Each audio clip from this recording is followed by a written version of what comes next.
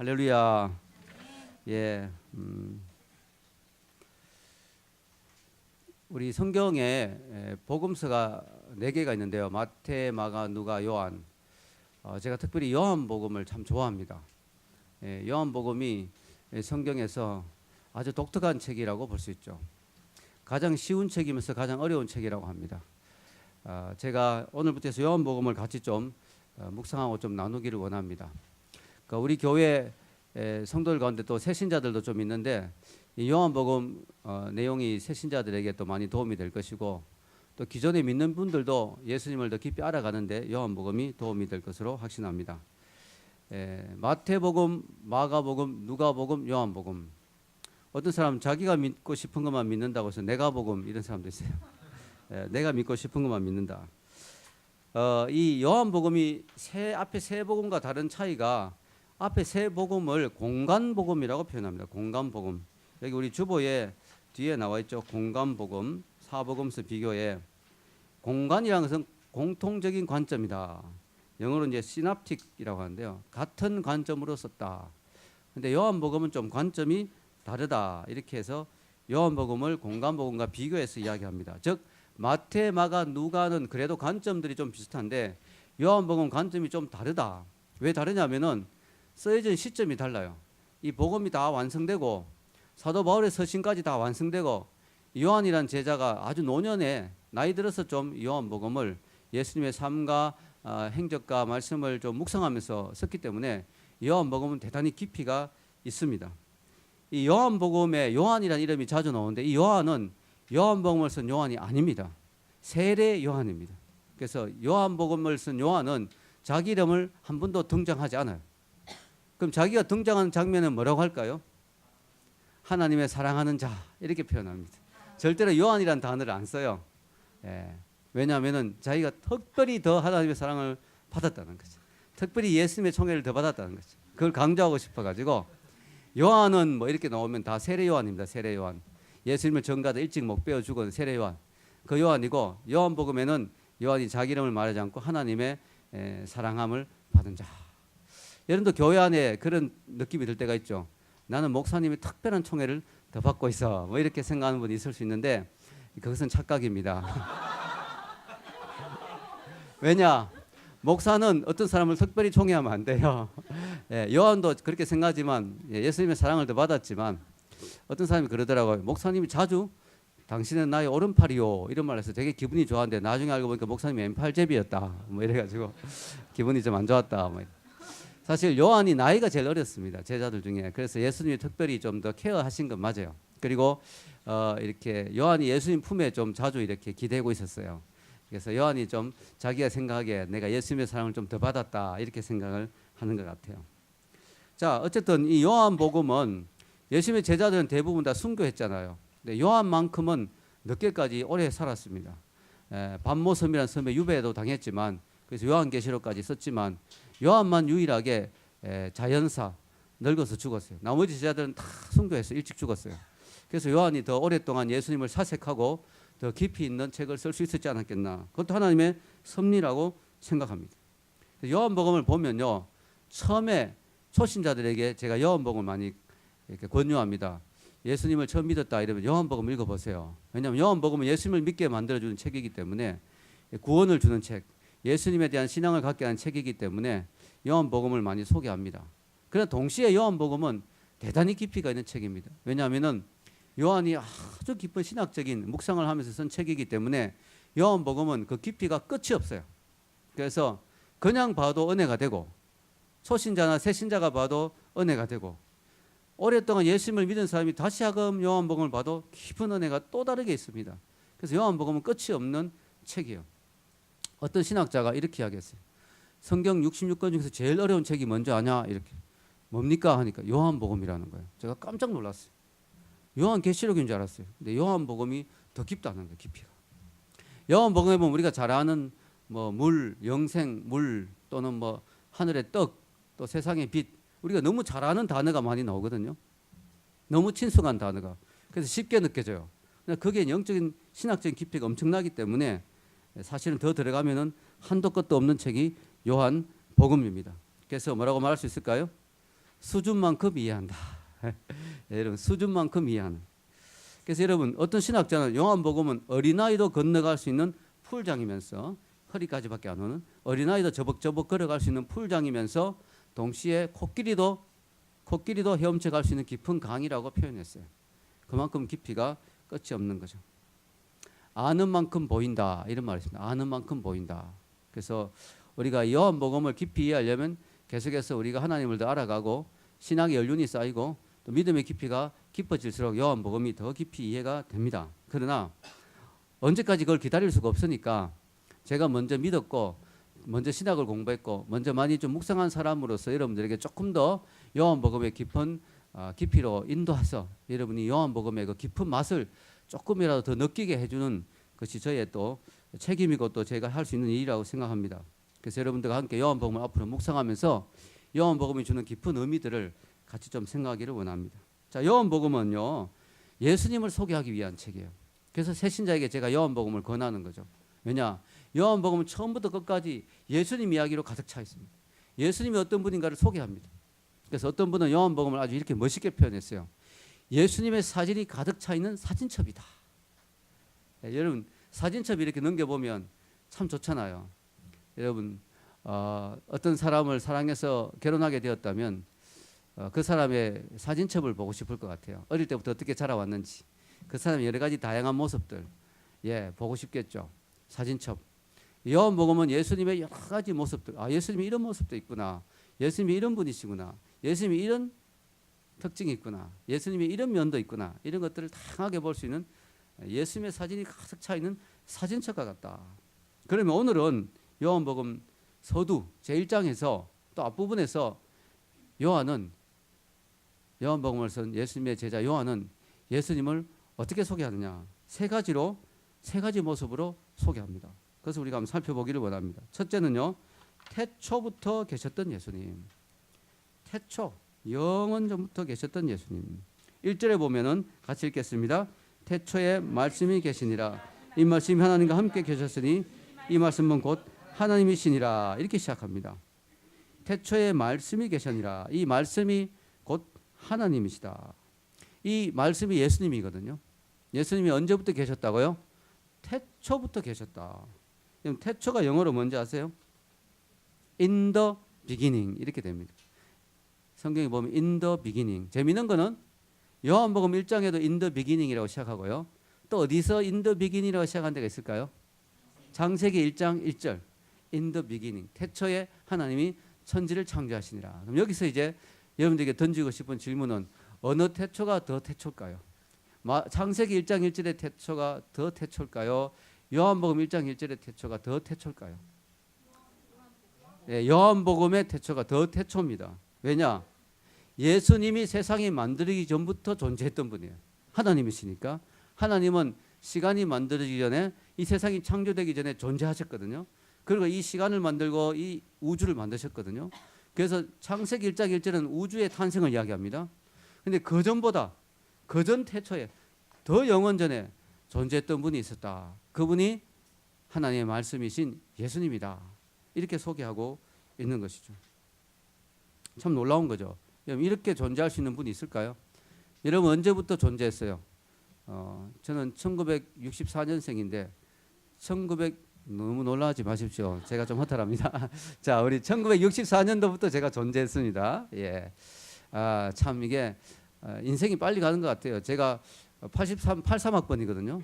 근데 한동대에서 가르치다 보니까 어느 사이에 83년도에 태어난 아이들이 막 들어오더라고요.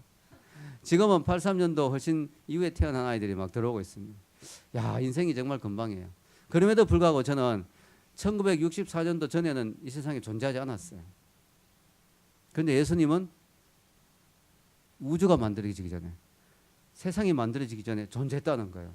엄청난 선언이죠. 이게 사실이라면 예수님은 엄청난 분이죠. 그래서 이 말은 뭐냐면 예수님이 하나님이란 말이죠. 하나님. 세상이 존재하기 전부터 있을 수 있는 분이 어디 있겠어요? 그분 하나님밖에 없어요. 그래서 예수님이 하나님이란 사실을 지금 존재하는 것입니다. 즉 예수님의 신성을 강력하게 주장하는 거예요. 사도 요한이 이 사실을 깨달았을 때 얼마나 감격했는지 몰라요. 이야, 내가 같이 밥도 먹고 같이 배도 타고 같이 여행도 다니고 같이 이야기도 나누었던 이분이 하나님이시다. 엄청난 사실을 요한이 깨달으면서 경악을 하면서 이 요한복음을 기록하는 거죠. 자, 요한이 쓴 책이 5권 있어요, 성경에. 요한복음, 요한이란 말이 들어간 건 다 요한이 있었어요. 요한 1서, 2서, 3서, 마지막 요한계시록. 이게 다 요한이 있었거든요. 근데 요한이 요한 1서에 보면은 태초부터 계셨던 그분을 직접 내가 만나서 교제했다는 사실에 대한 그 감격을 적어 놓았습니다. 같이 한번 읽어보겠습니다. 주보에 나오는데요. 자, 태초부터 시작. 태초부터 있는 생명의 말씀에 관하여서는 우리가 들은 바요, 눈으로 본 바요, 주목하고 우리 손으로 만진 바라. 이 생명이 나타내신 바 된지라. 이 영원한 생명을 우리가 보았고 증거하여 너에게 전하노니 이는 아버지와 함께 계시다가 우리에게 나타내신 바 된 자니라. 아멘. 처음부터 요한이 예수님을 하나님으로 보지는 못했을 것 같아요. 그러나 요한이 어느 순간부터 스승으로 따라다녔던 그 예수님이 알고 보니까 하나님이라는 사실을 알게 됐어요. 그때 요한이 얼마나 놀랐고 얼마나 감동을 했겠습니까? 그래서 여러분, 요한이 이렇게 이야기합니다. 태초부터 있던 그 생명의 말씀이 우리에게 지금 나타난 바 됐다. 인간의 몸으로 왔다. 그 인간의 몸으로 오신 그 하나님을 내가 직접 만져보았다. 악수도 해보았고, 그죠? 포옹도 해보았고, 눈으로 보았을 뿐만 아니라 직접 만져보았다. 야, 이걸 내가 너에게 전하고 싶다. 정말 엄청난 감격이겠죠. 아주 유명한 사람 여러분 손 딱 악수하면 너무 감격스럽잖아요. 며칠 동안 손 안 씻고 막 이러죠. 여러분 뭐 그런다 하던데, 뭐 유명한 스타를 만났다든가 악수했다든가. 자, 여러분, 이 엄청난 분을 만나서 요한이 교제했다는 거예요. 이 감격을 이야기하죠. 그게 요한복음의 시초입니다. 요한복음이 이렇게 시작합니다. 그래서 요한복음의 특징은요, 예수님을 하나님으로 소개하거든요. 예수님의 신석을 강조하거든요. 그래서 요한복음은 예수님의 탄생 기사가 없습니다. 네티비티가 없어요. 즉 마구간 이야기가 없어요. 요한복음에. 왜 그럴까요? 그것은 예수님이 2000년 전에, 지금부터 2000년 전에 마구간에서 태어난 건 맞다 이거죠. 그러나 그것은 인간의 몸으로 잠깐 태어난 그것이지 예수님이 그때부터 존재했던 게 아니라는 거죠. 우리는 태어나는 순간부터 존재하잖아요. 그 전에 우리 영혼이 있었는지 그건 잘 몰라요, 우리는. 어쨌든 우리는 태어나는 순간부터 존재한다고 보는데 예수님은 그 전부터 존재했다. 태초부터. 그래서 마구간 이야기가 안 나옵니다.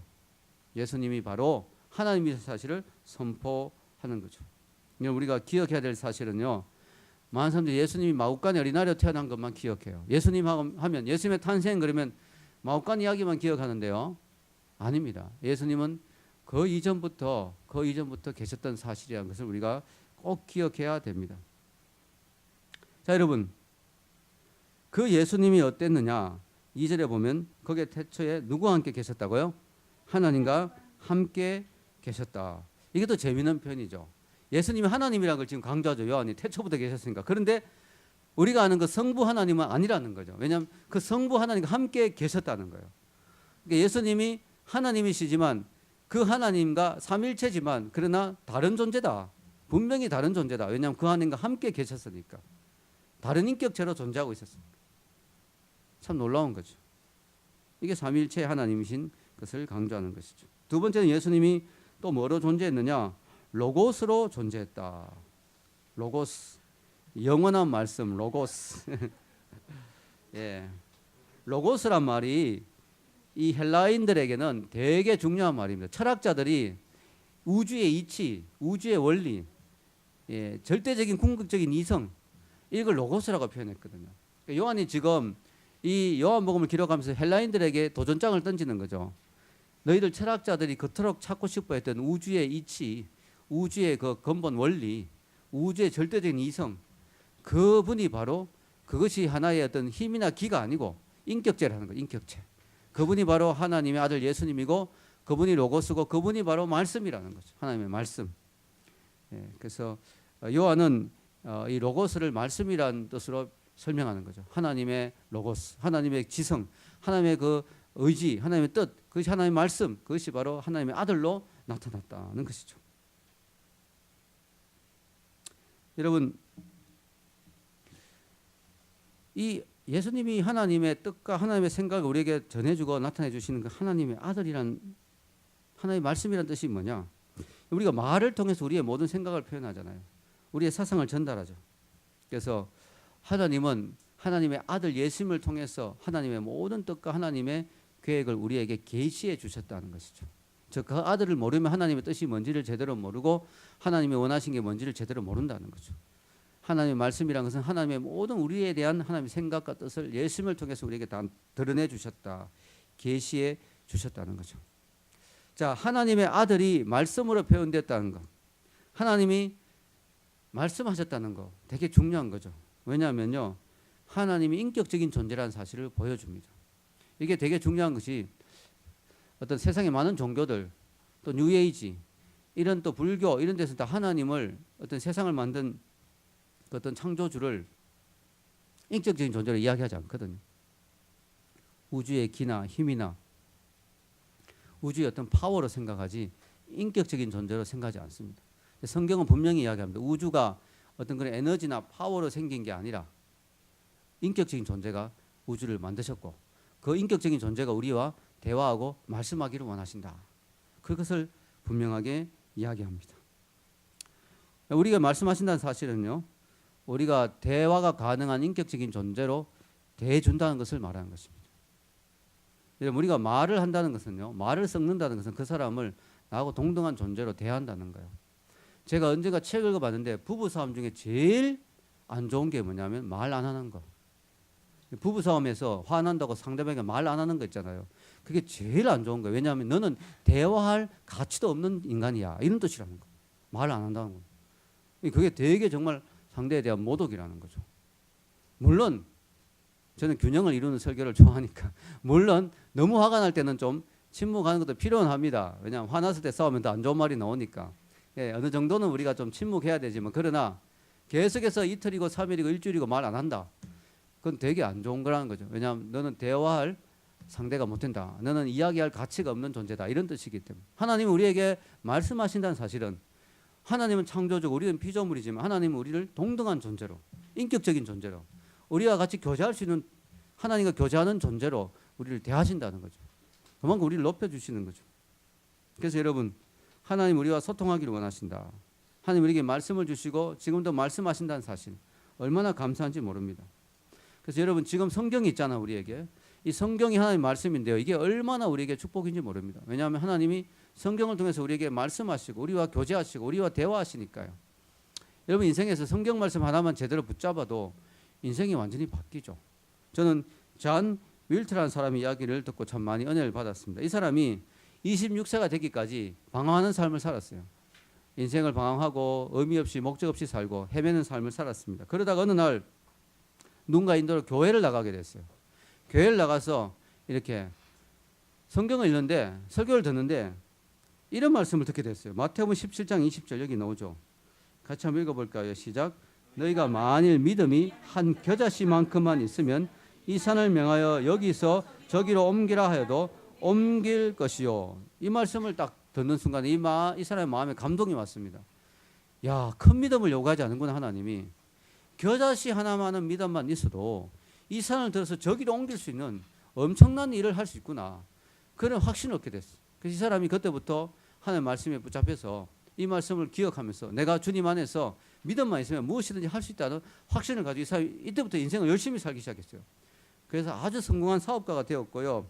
나중에는 은퇴할 때 71세 은퇴할 때 엘리자베스 2세로부터 기사 자기를 받을 정도로 아주 이 사람이 훌륭한 사람이 됐습니다. 근데 이 사람 평생 자기 주머니에 겨자씨를 비닐에 넣어서 이렇게 포켓에 넣어서 이렇게 가지고 다녔대요.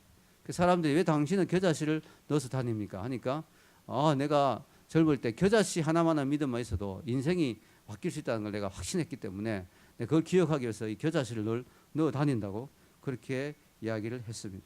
이게 말씀의 위력이죠. 하나님 말씀 하나만 딱 떨어져도요. 하나님 말씀 하나만 여러분의 가슴에 딱 제대로 부딪혀도요. 그 말씀 한마디만 가지고도 여러분의 인생이 완전히 바뀔 수 있어요. 그렇다면 여러분이 성경 66권 전체를 다 이해하고 그 말씀을 제대로 받아들인다면 여러분 인생이 얼마나 풍성해지겠습니까? 이 은혜가 있기를 축원합니다. 세 번째로 만물의 원인자이신 예수님.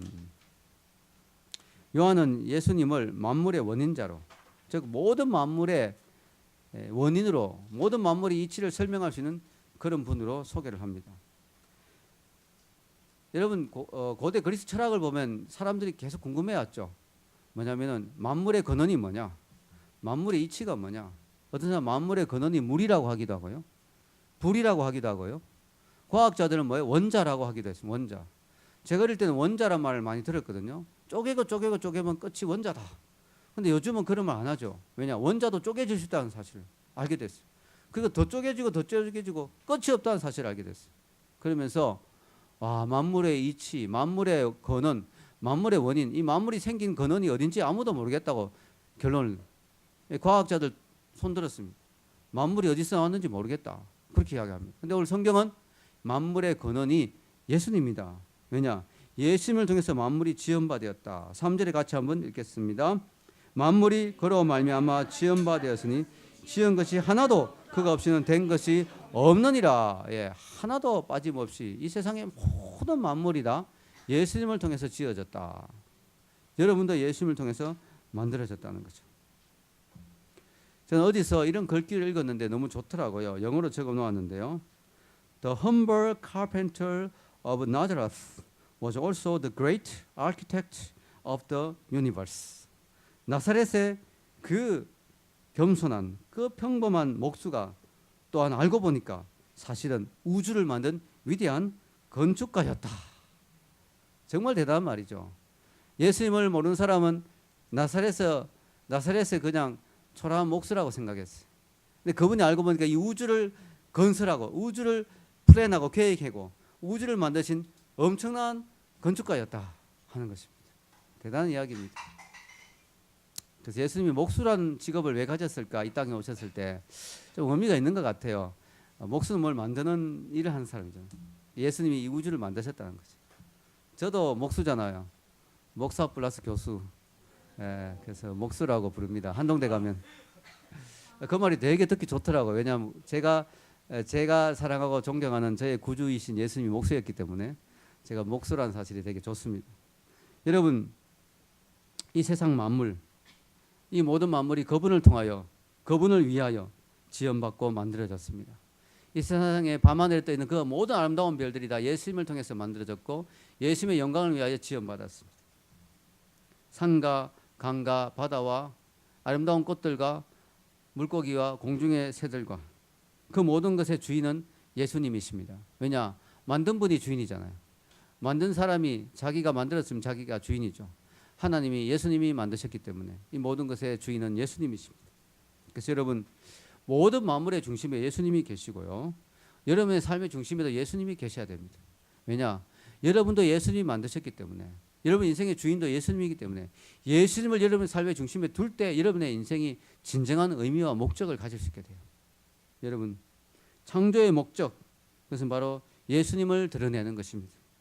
예수님을 여러분의 삶의 중심에 두지 않으면 여러분의 인생은 살아있지만 죽은 인생과 마찬가지입니다. 왜냐?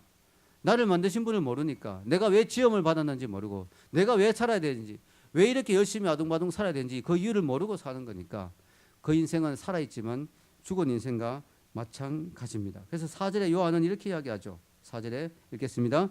그 안에 생명이 있었으니 이 생명은 사람들의 빛이라. 누구 안에 생명이 있다고요? 그 안에, 예수님 안에 생명이 있다.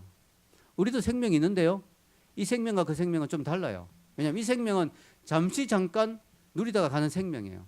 이건 진짜 엄밀한 의미에서 생명이 아닐 수도 있어요. 왜냐? 영원하지 않으니까 우리가 갖고 있는 생명은.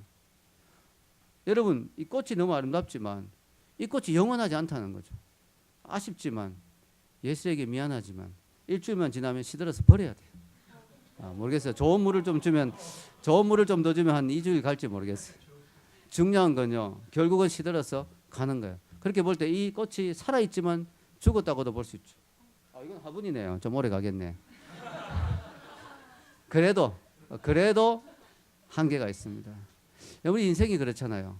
우리가 생명이 있다, 내 생명이 찬란하게 빛난다 생각하지만 아쉽게도 우리 생명은 너무나 짧습니다.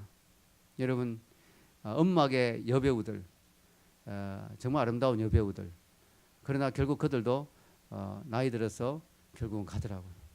우리 인생은 정말 영원하지 않거든요. 그래서 우리가 우리 인생이 영원하기 위해서는 우리 생명으로 만족하지 말고 나 생명 있는데 나 이걸로 괜찮아. 나 젊고 생명력이 넘친데 무슨 예수가 필요해. 이렇게 소리치지 말고 참 생명이고 영원한 생명이신 그분이 내 속에 들어오시고 그분의 생명을 내가 가질 때 우리는 내가 이 땅의 삶이 영원으로 이어지는 삶. 아멘.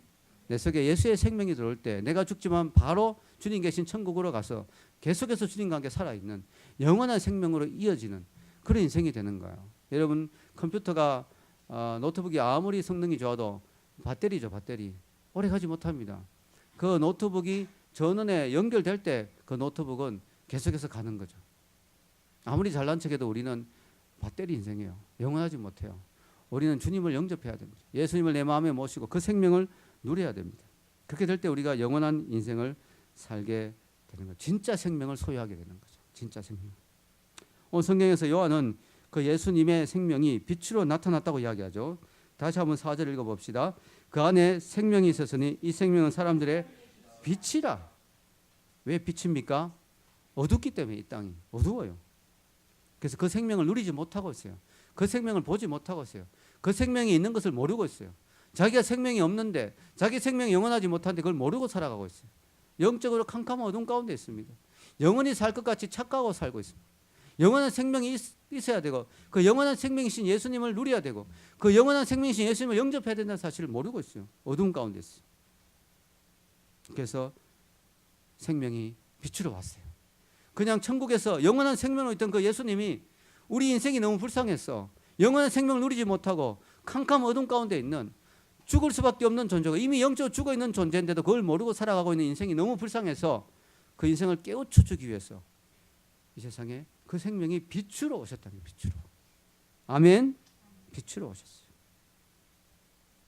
그런데 문제가 있어요. 5절 읽어보면 뭐라고 이야기합니까? 빛이 어둠에 비치되 어둠이 깨닫지 못하더라. 문제는 그 생명이신 분이 그 하늘 보좌를 버리시고 그 찬란한 영광의 자리를 버리시고 우리 생명이 너무 불쌍해서 우리 인생이 너무 불쌍해서 영원한 생명을 우리와 나눠주기 위해서 우리와 접속하기 위해서 우리와 영원한 생명을 이어주기 위해서 오셨는데 어둠 가운데 오셨는데 빛으로 와주셨는데 어둠이 깨닫지 못하더라. 여러분 어둠이 깨닫지 못한 게 말이 됩니까? 여러분 빛은 설명이 필요 없잖아요. 아무리 어두워도 빛이 촥 들어오면 그 순간 밝아지잖아요. 깨닫고 말고 할 것도 없어요. 왜냐? 빛은 빛이기 때문에 빛을 설명할 필요가 없어요. 빛은 척 보면 압니다. 그냥 빛이에요. 설명할 필요도 없어요. 어둠에 빛이 왔으면 어둠이 밝아져야 되고 빛이 임해야 되고 사람들이 빛을 깨달아야 돼요. 그런데 빛을 깨닫지 못한다고 했어요. 여러분 빛이 왔는데 못 깨닫는 경우는 딱 한 가지밖에 없어요. 뭘까요? 맞습니다. 역시 연수. 예. 똑똑합니다. 예. 자, 장님인 경우, 즉 눈이 아예 멀어버렸을 때는 빛이 와도 전혀 깨닫지 못합니다. 그 경우밖에 없어요. 그 말은 뭐냐면 이 세상 모든 사람들은 영적으로 뭐라? 장님이다. 소경이다.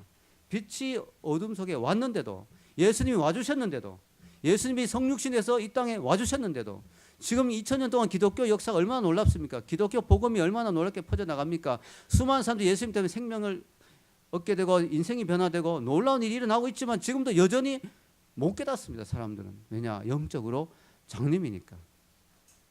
안타깝죠. 그럼 어떻게 해야 될까요? 장님이어서 빛을 깨닫지 못한다면 한 가지 방법밖에 없어요. 누군가 그 빛을 설명해 줘야 돼요. 지금 너의 인생에 빛이 왔다. 빛은 이런 거다. 예. 마음의 문을 열고 눈을 떠라. 그러면 그 빛을 볼 수 있다. I once was blind, but now I see. 내가 한때는 장님이었지만 이제는 본다.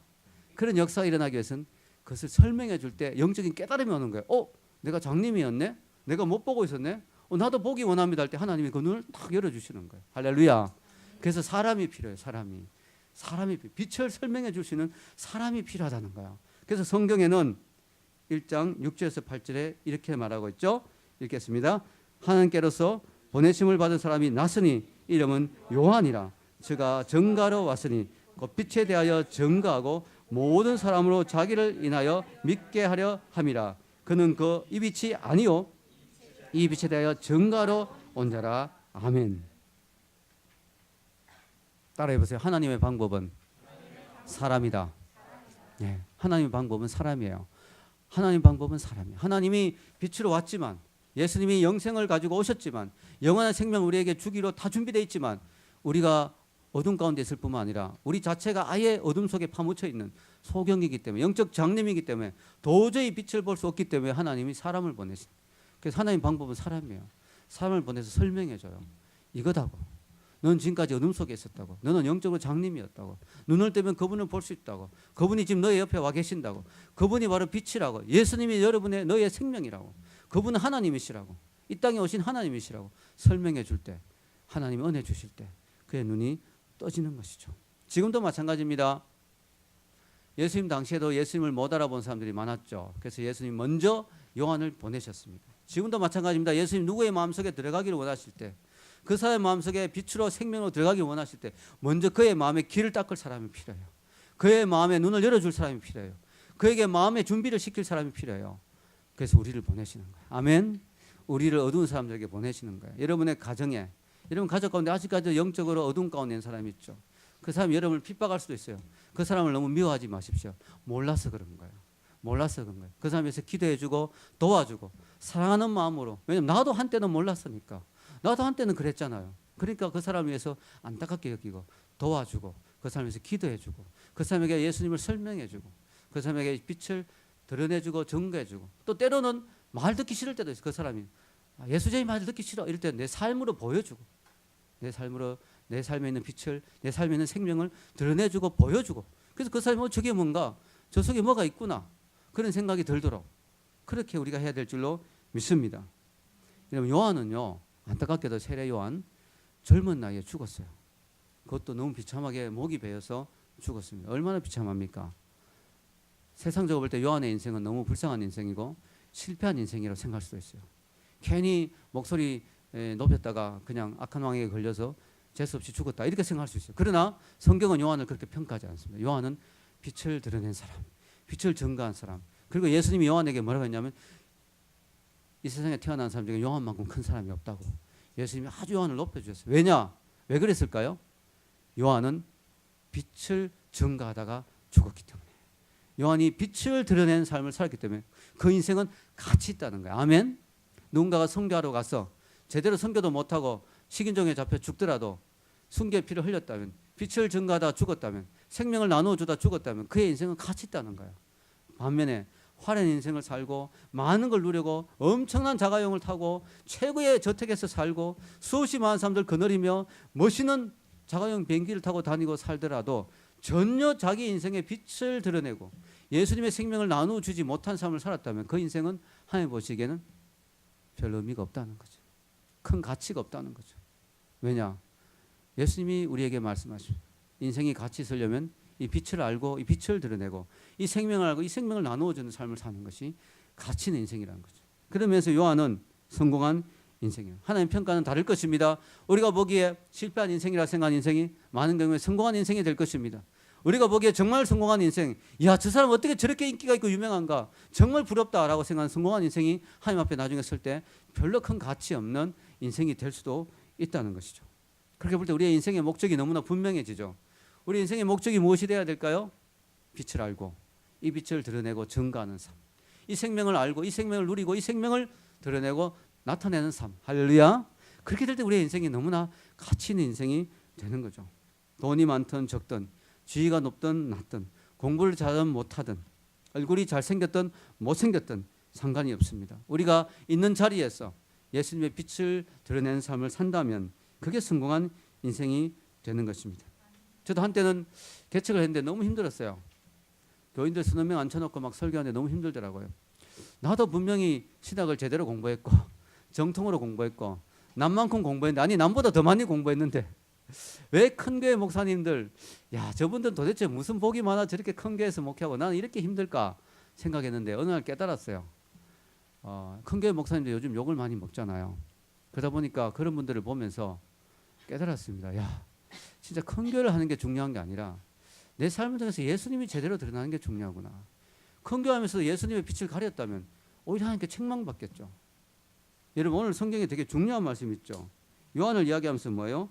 그는 이 빛이 아니요. 여러분 우리가 있잖아요. 예수님의 빛을 드러내다 보면 하나님 때로는 우리를 높여주실 때가 있어요. 우리를 화려하게 만들, 왜냐하면 우리를 통해서 예수님 빛이 드러나야 되니까 우리를 빛나게 만들어 줄 때가 있어요. 그때 우리가 잠깐 착각할 수가 있어요. 내가 빛이구나. 성경은 분명히 말합니다. 그는 이 빛이 아니요. 우리는 빛이 아니에요. 우리는 빛을 그냥 드러내는 사람, 반사체에 불과하지 내 속에서 빛이 나오는 게 아니에요. 난 그분의 빛을 잠깐 드러내는 것이지. 그리고 내 속에서 빛이 나왔다면 그분이 내 속에 있기 때문에 빛이 나는 거죠. 나는 질그릇 속에 있는 그분은 보배예요. 질그릇은 질그릇이에요. 보배가 빛이 나는 거죠. 아멘. 큰 교회 목사님이 화려하게 목회하다 아무리 큰 교회 하다 보면 조명도 많이 받고 빛이 날 수도 있거든요. 그러다 잠깐 착각할 수 있죠. 내가 빛이라고. 그래서 크게 하나님의 영광을 가리는 사람들을 보면서 큰 교회 하느냐 작은 교회 하느냐 그게 중요한 게 아니라 정말 우리가 얼마나 성공하고 화려하냐 그게 중요한 게 아니라 나는 빛이 아니라는 사실을 늘 깨닫고 겸손하면서 내 속에 있는 빛을 열심히 드러냈다면 내가 주님 주신 자리에서 최선을 다했다면 그것으로 주님이 기뻐하신다고 믿습니다. 우리의 삶에서 빛을 드러내야 되는 거죠. 결론을 내리겠습니다. 제가 몇 년 전에 인터넷에서 그런 기사를 읽은 적이 있어요. 평택 지방의 해양 항만청 소속의 백원경 씨라는 분이 정부로부터 옥조 건정 훈장을 받았다는 거예요. 이분이 왜 훈장을 받았느냐? 이분 등대직이에요. 등대직이. 등대에서 이렇게 등대 불을 밝히는 사람인데요. 25년째 근무했다고 합니다. 근데 이 사람이 3대째 등대직이라고 3대째. 자기 아버지 할아버지부터 등대직인데 이 할아버지하고 아버지가 또 전설적인 인물이래요. 이 메가더 장군이 인천 상륙 작전할 때 그 등대 불이 꺼졌는데 이분들이 막 인공으로 막 기름을 얻어 불을 붙여가 메가더의 상륙 작전을 도와준 그런 집안이랍니다. 근데요, 저는 등대직에 대해서 잘 몰랐는데 알아보니까 엄청나더라고요. 우리나라에 등대가 한 2,000개쯤 되는데 사람들이 사는 등대는 한 150, 그중에 한 38개 정도라고 합니다. 그리고 등대직위로 일하는 사람은 150명쯤 되는데 이 사람들이 요즘은 좀 나아졌는데 옛날에는 등대직위 하려면요 아내와 아이들의 얼굴을 1년에 넉 달밖에 못 본다는 거예요. 넉 달밖에. 나머지는 뭘까요? 홀로 외로이 등대 안에서 혼자 있어야 되는 거예요. 야, 진짜 힘들죠. 진짜 힘들죠. 예. 그런 유머가 있더라고요. 어떤 등대지기가 월간지를 구독했는데 그 배달한 사람이 와서 짜증을 냈대요. 등대 있으면서 여기까지 어떻게 배달시키냐고 월간지를. 그러니까 이 사람이 화내면서 나 그럼 일간지 볼까? 그런 유머가 있습니다. 여러분 등대지기 하면 사람도 자주 못 만나고 얼마나 외롭겠습니까, 그죠? 그러나 그들이 있었기 때문에 그들이 불을 밝혀줬기 때문에 배들이 침몰하지 않고 안전하게 항구로 들어오잖아요. 저는 이 등대지기 외로운 등대지기를 생각하다가 어느 날 갑자기 깨달은 거예요. 야, 우리 기독교인이 등대지기다. 우리 왜냐하면 세상 속에 들어가잖아요. 여기서 우리끼리 모여 있으니까 되게 행복하고 편안하잖아요. 근데 우리가 세상 속에서는 되게 외롭잖아요. 나 혼자 불을 밝히려고 하다 보니까 다 캄캄한데 나 혼자 열심히 불을 밝히고 나 혼자 예수님의 빛을 드러내니까 되게 외로워요. 고독해요. 때로는 핍박도 받습니다. 때로는 욕도 먹고 사람들이 막 나의 불을 꺼트리려고 하고 외로워요. 그래서 하나님이 우리에게 이런 교회를 주신 것 같아요. 왜냐? 우리가 일주일 동안 세상 속에서 외롭게 등대지기로 불을 밝히고 있잖아요. 힘든 거 아시니까 일주일에 한 번에 모여서 우리 같이 불을 나누면서 서로 따뜻함을 느끼면서 우리 다시 힘을 얻어가지고 또 내일 월요일 출근하잖아요. 우리가 세상 속에서 등대지기로 하나님의 빛을 드러내는 사람으로 살아가게 하기 위해서 우리를 그렇게 부르시고 또 주일날 같이 예배드리게 하신다고 생각합니다. 여러분 여기 보면요. 빛이 어둠의 빛이 돼 어둠이 깨닫지 못하더라 이렇게 돼 있죠. 근데 이게 원어로 보면요. 어둠이 단순히 깨닫지 못한다 이게 아니고요. 이기지 못한다라는 뜻도 있다고 합니다. 이게 무슨 말이냐면은 빛이 어둠에 비치면 어둠이 이기지 못한다. 어둠이 이기려고 한다는 거예요. 즉 빛이 어둠 속에 들면 어둠이 그냥 가만히 당하지 않고 자기도 막 맞받아쳐서 빛을 몰아내려고 하는 면이 있다는 거예요. 그래서 우리가 빛으로 살려고 하면 언제나 핍박과 어려움이 있을 수 있습니다. 고난이 있을 수 있어요. 성경에 나오죠. 경건하게 살고자 무릇 경건하게 살고자 하는 자는 핍박을 받느니라. 이런 핍박 별로 안 받았으면 여러분 안 경건해서 그럴 수도 있어요. 빛을 안 드러내니까 핍박받을 일이 없죠. 여러분 빛을 조금이라도 드러내 보세요. 괜히 사람들이 터집 잡고 여러분들 시비를 걸고 이상해요. 다른 거 하면은 열심히 하면 사람들이 욕을 안 하는데 예수님을 열심히 믿으면 이상한 사람들이 막 욕을 하고 싫어하고 괴롭힙니다. 그러나 우리는 빛이 반드시 어둠을 이긴다는 사실을 기억하고요. 우리가 이 일주일에 한 번씩이라도 우리 같이 예배드리면서 서로를 격려해서 우리 속에 있는 이 빛의 심지를 더 밝혔어. 조금 일주일 동안 살다 보면 우리가 막 꺼져가거든요. 빛이 약간 약해져. 막 힘이 빠져. 근데 우리가 주일날 말씀 듣고 교제하고 찬양하고 기도하면서 은혜 받아가 우리 속에 있는 이 주님의 빛을 더 밝혀가지고 또 일주일 동안 세상 속에 나가서 우리가 주님의 빛을 드러내야 되죠. 왜냐? 우리가 없으면 세상은 소망이 없기 때문에. 아멘. 우리가 빛을 드러내주지 않으면 어둠은 영원히 어둠 속에 있어야 되기 때문에 그들 위해서 우리는 다시 빛을 들고 나가는 것입니다. 이런 은혜가 있기를 주의 이름으로 축원합니다.